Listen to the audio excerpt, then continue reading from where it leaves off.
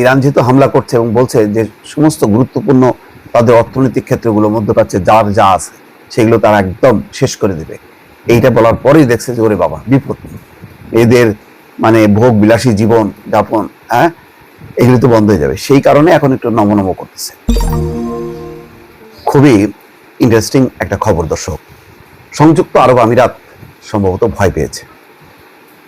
তারা ভয় পেয়ে বলছে যে সংযুক্ত আরব আমিরাতের ভূখণ্ড মার্কিন যুক্তরাষ্ট্রকে ব্যবহার করতে তারা দেবে না। আনুষ্ঠানিকভাবে এই ঘোষণা দিয়েছেন সংযুক্ত আরব আমিরাতের আন্তর্জাতিক সহযোগিতা বিষয়ক প্রতিমন্ত্রী রিম আল হাশিমি। তিনি বলছেন যে গোড়া থেকেই সংযুক্ত আরব আমিরাতের এমন একটা অবস্থান ছিল, কিন্তু ইরান তাদের এই অবস্থানটাকে বুঝতে না পেরে খামাখায় হামলা চালাইছে। অনেকটা অভিমানের সুরেই তিনি বলছেন যে সংযুক্ত আরব আমিরাতে এই হামলাটা একেবারেই অযৌক্তিক ছিল, কারণ আমিরাত তাদের ভূখণ্ড ব্যবহার করতে দেবে না। এখন ইরানের বক্তব্য কি, কি কারণে আমিরাতে তারা হামলা চালিয়েছে এটা পরিষ্কার করেনি, কিন্তু ইরানের কাছে নিশ্চয়ই তথ্য আছে কোন কোন দেশ সহযোগিতা করছে মার্কিন যুক্তরাষ্ট্রকে আর করছে না। সেটা নিশ্চয়ই না জেনে এমন কাজ ইরানের এই মুহূর্তে করার কথা না।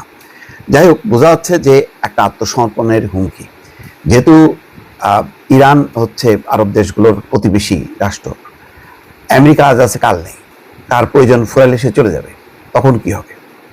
তখন কি ইরানকে সামলাইতে পারবে সৌদি আরব, সংযুক্ত আরব আমিরাত, কুয়েত, কাতার? পারবে না। ইরানের সামরিক শক্তির সাথে কোনোভাবেই এইসব দেশ পেরে উঠবে না। এই কারণে সুর নরম করেছে এবং বলেনি যে এই হামলার প্রতিশোধ নেওয়া হবে। মন্ত্রী বলছেন যে ইরানের হামলা সত্ত্বেও সংযুক্ত আরব আমিরাত তার যেই গুরুত্বপূর্ণ স্থাপনা বা অন্যান্য কর্মকাণ্ড সেগুলোর কাজ চলতে থাকবে, কিন্তু তারা আত্মরক্ষা এবং সার্বভৌমত্ব রক্ষার পূর্ণ এবং বৈধ অধিকার সংরক্ষণ করবে, এই কথা বলছে। যে হাশিমি বলছেন সংযুক্ত আরব আমিরাতের অবস্থান শুরু থেকে স্পষ্ট, ইরানের বিরুদ্ধে কোনো সামরিক অভিযানে তার ভূখণ্ড ব্যবহার করা হবে না। হাশিমি আরও বলছেন ইরান সংযুক্ত আরব আমিরাতের ঘোষিত অবস্থান বিবেচনা না করেই তাদের উপর আক্রমণ শুরু করেছে। সংযুক্ত আরব আমিরাত এবং অন্যান্য উপসাগরীয় দেশগুলো সামরিক সংঘাত এবং উত্তেজনা এড়াতে কূটনৈতিক প্রচেষ্টা চালিয়ে যাচ্ছে। তার মানে ইরান হামলা চালাইছে বলে পাল্টা হামলা চালাবে এইটা বলার সাহস তাদের নেই। আমিরাতের প্রতিমন্ত্রী বলছেন সংযুক্ত আরব আমিরাত তেহরানে তাদের দূতাবাস বন্ধ করার এবং তাদের রাষ্ট্রদূত প্রত্যাহারের পদক্ষেপ নিয়েছে। তিনি বলেন আমাদের বার্তা স্পষ্ট, ইরানি হামলা অযৌক্তিক।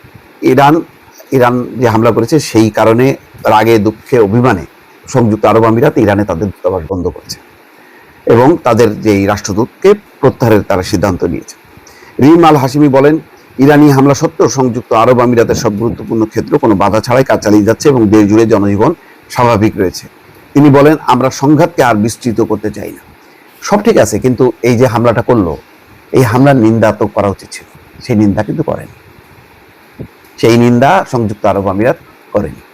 ইসরায়েলের এই আগ্রাসনের ব্যাপারে আরো বক্তব্যটা স্পষ্ট হওয়া দরকার ছিল, সেটাও করেনি।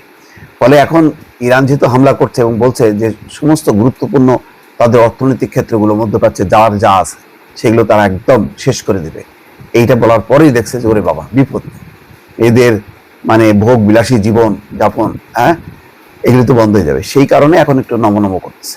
আসলে সংযুক্ত আরব আমিরাত, সৌদি আরব, এদের ভূমিকা খুবই ন্যাক্কারজনক।